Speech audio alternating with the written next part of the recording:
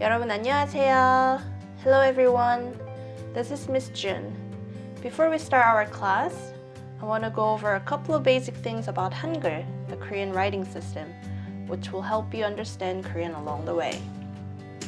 For those of you who are learning Korean for the first time, the whole lesson can be overwhelming at first. But don't worry, it's okay to feel overwhelmed at first. Learning a foreign language is not an easy task. I know it very well from my personal experience.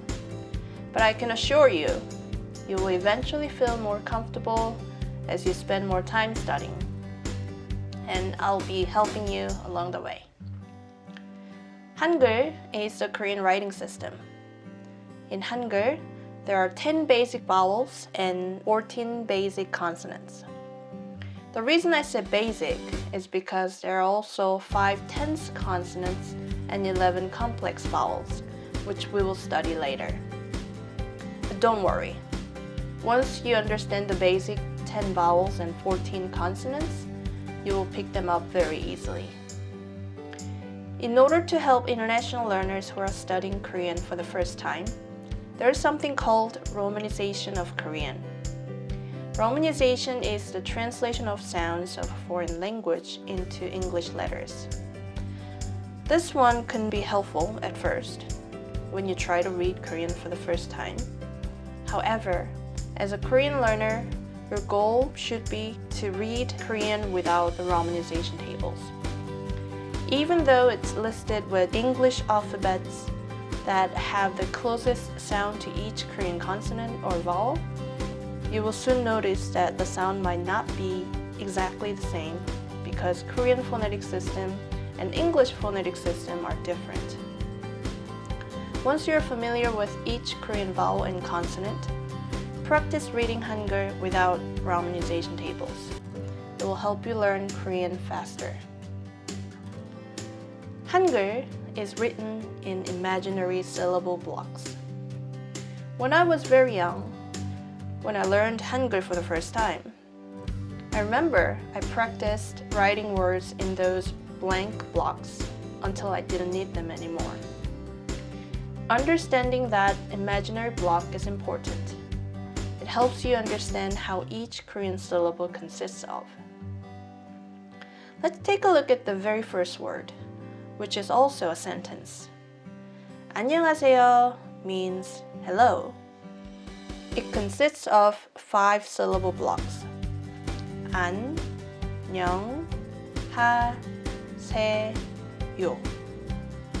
Among the 5 syllables, the third one, ha, is a combination of a consonant that has h sound and a vowel a. So it's read ha. This ha syllable consists of a consonant and a vowel. Now let's take a look at another syllable. The second syllable, 녕, is a combination of a consonant that has n sound and a vowel 여 and a consonant 이, which has sound when it's placed at the end of a syllable. So this 냥 syllable has a consonant, a vowel, and a consonant. Basically, there are 3 types of Korean syllable blocks. First, a combination of a consonant and a vowel. Second, a combination of a consonant, a vowel, and a consonant. Lastly, a combination of a consonant, a vowel, consonant, and another consonant. By now, you might have noticed that in order to make a Korean syllable block, you need at least a consonant and a vowel. One thing I want you to remember is 받침. 받침 is a term that refers to the last consonant of a Korean syllable block. Grammatical markers often change depending whether there is 받침 or not. Once you remember it, it will be handy when you learn Korean grammar rules in the future. Each consonant has its name. For today, for now, let's just go over what their names are.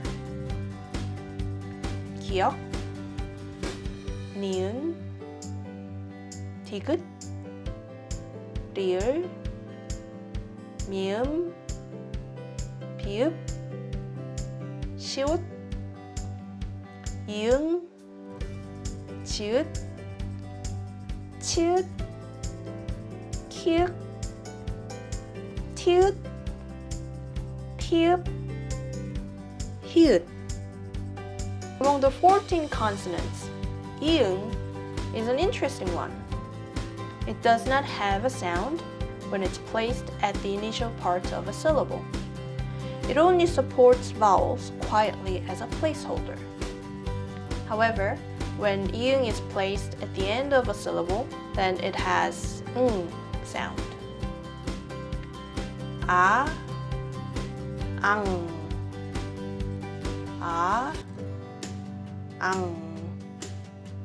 Based on what we learned today, we'll go over Korean vowels first next Monday. You don't have to remember everything that's been covered in this video. You'll get to learn it one by one over time. I hope this video helps you understand Korean a little bit better. See you at the Zoom class. 안녕!